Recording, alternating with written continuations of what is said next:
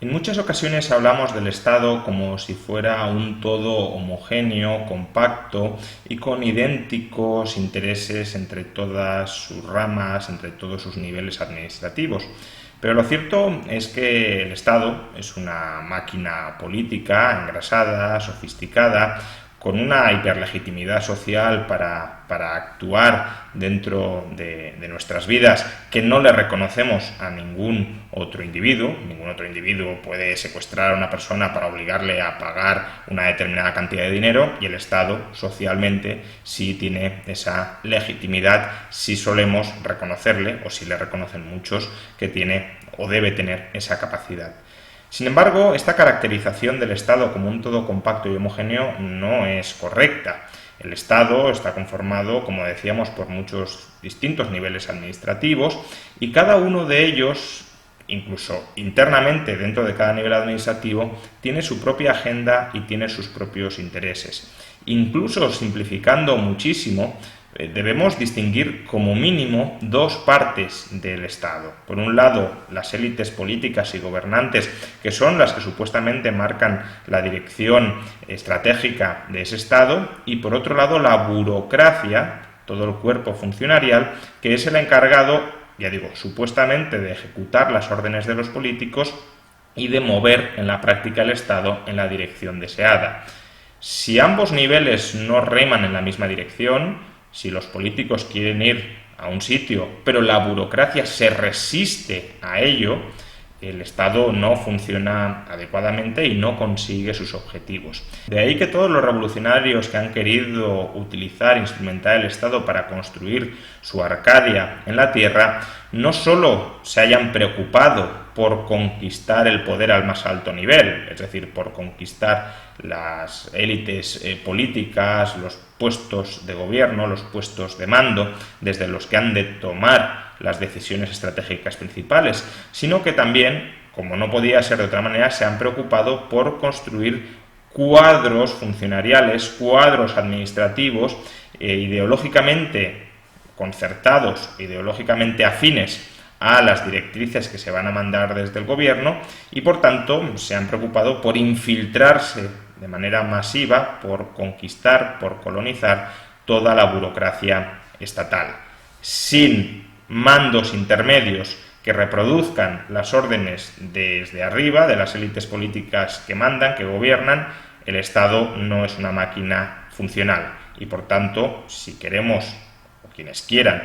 hacer una revolución, una tabla rasa social, instrumentando el Estado para arramblar con todo lo existente y construir un nuevo orden social, necesitan por necesidad un Estado brutalmente eficaz para acabar con lo viejo y establecer lo nuevo, y para eso, recordemos, hace falta un cuadro funcionarial, una burocracia que reproduzca diligentemente, lealmente, las órdenes que llegan desde arriba. Además, también hay que tener en cuenta que las agrupaciones ideológicas dirigidas a conquistar el poder en el Estado, es decir, los partidos políticos, pueden llegar a ser organizaciones de masas. De hecho, si quieren ser muy eficaces, si quieren tener implantación en todos los rincones de la sociedad para canalizar sus aspiraciones particulares y crear y conformar con esas aspiraciones particulares de muchos grupos heterogéneos, en ocasiones incluso enfrentados entre sí, una especie de discurso unificado, de proyecto político común que permita plantar cara a los otros proyectos políticos existentes, esas organizaciones han de ser masificadas, han de implicar a sectores muy amplios de la sociedad, y por tanto son organizaciones ideológicas muy caras de mantener. En la medida, ya digo, que hay mucha gente que tiene que estar permanentemente movilizada para dar la batalla política, la batalla electoral, la batalla ideológica al servicio de las élites políticas de ese partido, pues hay que mantener unos cuadros de partido antes de conquistar el poder estatal que, ya digo, son normalmente muy caros. ¿Cómo se suele arreglar este asunto? Pues o con donaciones de la militancia que no está expresamente asignada a dar esa batalla ideológica, esa batalla electoral continuada, o con subvenciones del sector público, o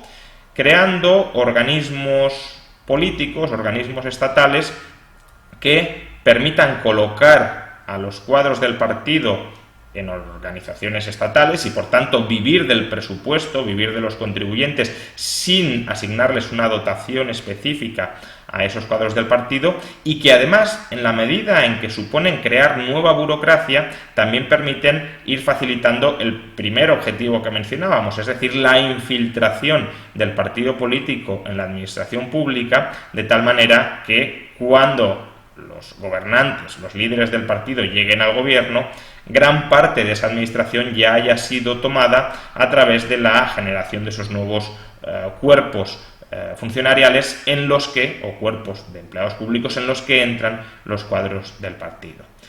Nadie mejor, de hecho, para explicar esta estrategia de infiltración en la administración pública, tanto para controlarla desde dentro como para proporcionar un medio de vida a los cuadros del partido que necesitan hacer activismo y comer todos los días, y por tanto necesitan hacer activismo comiendo todos los días a costa del contribuyente. Nadie mejor para explicar esta estrategia que el propio Íñigo Errejón. Escuchemos el siguiente vídeo, que es bastante claro al respecto. Ejemplo, para los compañeros que gobiernan en Barcelona, o que gobiernan en Zaragoza, o que gobiernan en Madrid, ¿cuál sería una tarea? Pues una tarea sería asumir, cuando perdamos las elecciones, que debería ser dentro de 20 años, digamos, el primer objetivo debería ser revalidar mucho para hacer transformaciones de tanto calado como las que convirtieron a Madrid en un prototipo de ciudad neoliberal por 25 años. No puedo ser más claro. Uno de los principales propósitos de los compañeros que están en los gobiernos de los ayuntamientos del cambio es revalidar. Ahora bien, ¿revalidar para qué? Para dejar sembrado instituciones populares que resistan, y por cierto, y donde refugiarse cuando gobierna el adversario. Pero aquí les lo estoy hablando en un sentido muy de andar por casa, quiero decir, no estoy hablando de grandes construcciones retóricas. Hace falta que para cuando se acaben los ayuntamientos del cambio, o cuando los ayuntamientos del cambio pierdan elecciones, haya asociaciones de vecinos saludables y enraizadas y con poder en cada distrito. Hace falta que haya clubes de montaña y agrupaciones juveniles. Hace falta que haya más espacios culturales y de autoorganización. Hace falta que estén enraizadas las casetas populares en todas las fiestas. Hace falta que haya asociaciones deportivas coordinadas entre sí. Hace falta una estructura económica autónoma que vaya a permitir, pues por ejemplo, acoger a una buena parte de los cuadros militantes que hoy se están dedicando a los trabajos institucionales. Preguntabas por Argentina. Uno de los dramas de Argentina es que, al perder el gobierno nacional y popular las elecciones y ganar las elecciones el señor Macri, pues lo que ha pasado es que, compañeros, no hay estructura para sostener tanta militancia, porque la militancia, como todo el mundo sabe, no se sostiene solo del aire. Conseguir construir en cada espacio,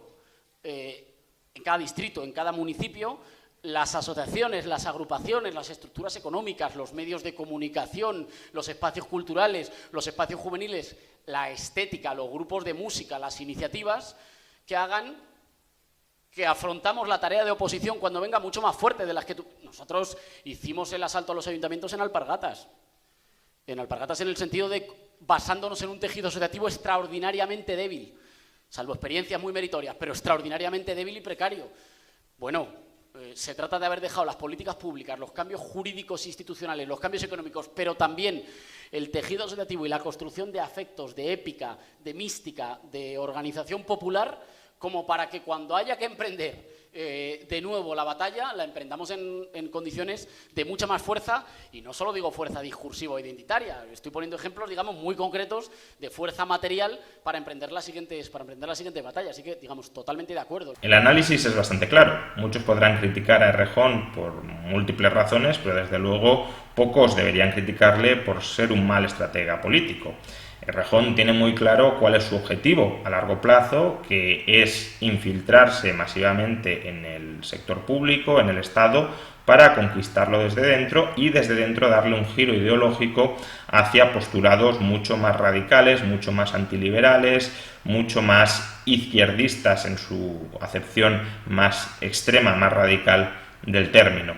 Y por tanto sabe que para que ese movimiento, para que ese giro político, esa conquista a largo plazo de las instituciones sea efectiva, necesitan primero ir creando una serie de organismos desde los cuales puedan ir infiltrándose poco a poco en la administración. Esos organismos, creados sin ningún tipo de función necesaria, real, más allá que, por un lado, colocar a cuadros del partido en la administración para que tengan ya algunas potestades, en muchos casos potestades antisociales, en muchos casos potestades estériles o directamente dañinas para la coordinación y la cooperación social, pero en todo caso potestades para emitir dictámenes, para emitir licencias, para emitir autorizaciones, por tanto ya se les está dando un cierto poder, y por otro también para que sus cuadros tengan un sueldo a final de mes y puedan por tanto seguir desarrollando su labor de activismo ideológico partidista electoral, pero financiado indirectamente por el contribuyente, no con una subvención directa, sino con el sueldo que obtienen como empleados públicos a través de organismos expresamente creados para ello. Estos organismos, en el lenguaje popular, se han conocido como chiringuitos. Chiringuitos que parece que solo tengan la función de alimentar a los cuadros políticos o a los afines a ese partido político, que también, pero no olvidemos que también cumple una función fundamental de mantener la infiltración, la colonización de la administración pública por ese partido político para que la burocracia estatal le sea afín cuando llegue al poder y pueda y quiera reorientar la acción del Estado. Errejón, como hemos visto, justifica, aconseja a los miembros de partidos políticos afines, como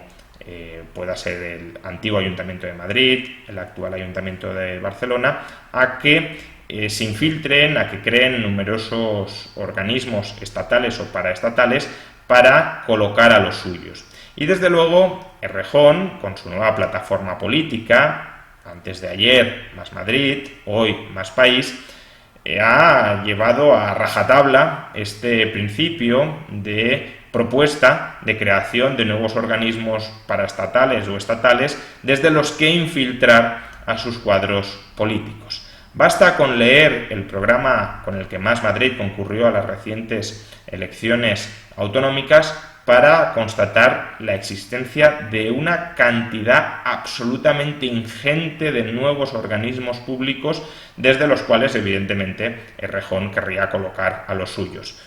De un modo ni siquiera exhaustivo, atención al siguiente listado de organismos públicos que Más Madrid proponía crear de manera explícita en su programa electoral. Consejo de Fomento de la Economía Social, Consejo de Cooperativismo, Consejo Asesor de Ciencia de la Asamblea de Madrid,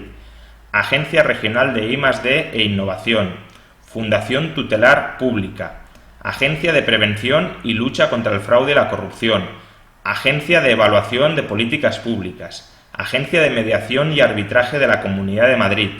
Oficina Ciudadana de Transición Energética, Oficina de Apoyo al Tejido Cultural, Oficina de Coordinación de Juzgados y Servicios Sociales Municipales, Oficina Municipal de Alquiler, Oficina del Dato de la Comunidad de Madrid, Observatorio de la Dependencia, Observatorio Metropolitano Permanente, Observatorio de Infancia y Adolescencia, Observatorio de la Formación Profesional, Instituto del Talento Emérito, Instituto Madrileño de Innovación, Formación, Investigación y Calidad de Servicios Sociales, Unidad de Estudios y Evaluación de la Política Cultural y del Estado de la Cultura en la Comunidad de Madrid, Mesa de Coordinación de Cultura y Educación, Centro de Educación Ambiental del Parque Regional del Curso Medio del Río Guadarrama, Consorcio de Salud y Bienestar entre el Ayuntamiento de Madrid y el Gobierno Autonómico, Servicio Central de Arquitectura, Ingeniería y Mantenimiento, Canal de Participación Infantil para la interlocución de los niños y niñas con sus representantes públicos, Comisión Madrileña contra la Violencia, el Racismo, el Machismo, la Xenofobia y la Intolerancia en el Deporte, Escuela de Gobierno y Administración Pública, Centro de Documentación y Memoria Histórica LGTBI de la Comunidad de Madrid, Centro de Protección Animal. Todo estos son nuevos organismos que Más Madrid quería crear de haber ganado las elecciones, organismos que proponía crear en su programa electoral y que actualmente no existen dentro de la Comunidad de Madrid. Comunidad donde, por cierto, ya existen muchísimos otros chiringuitos, pero al parecer no son suficientes y se querían crear todos estos adicionales.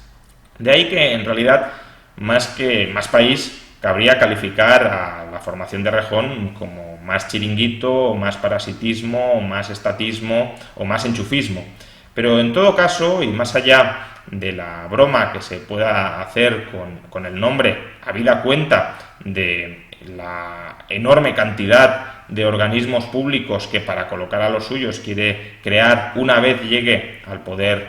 político, no olvidemos nunca que esta broma no es tal broma. No es tal broma porque estamos hablando de un proyecto político muy bien pensado para ir infiltrando dentro de la administración a los suyos, desde donde puedan cobrar para seguir haciendo activismo político, pero sobre todo desde donde puedan ejercer el poder burocrático, tanto gobiernen más país desde las altas instancias políticas, tanto gobiernen otros signos políticos desde ahí. Pero desde luego, cuando se alineen gobierno de más país con organismos copados por miembros afines a más país, el Estado funcionará como una maquinaria perfectamente engrasada para llevar a cabo objetivos de transformación social, de liberticidio social tremendamente ambiciosos, justamente porque todo el poder del Estado estará persiguiendo esos objetivos.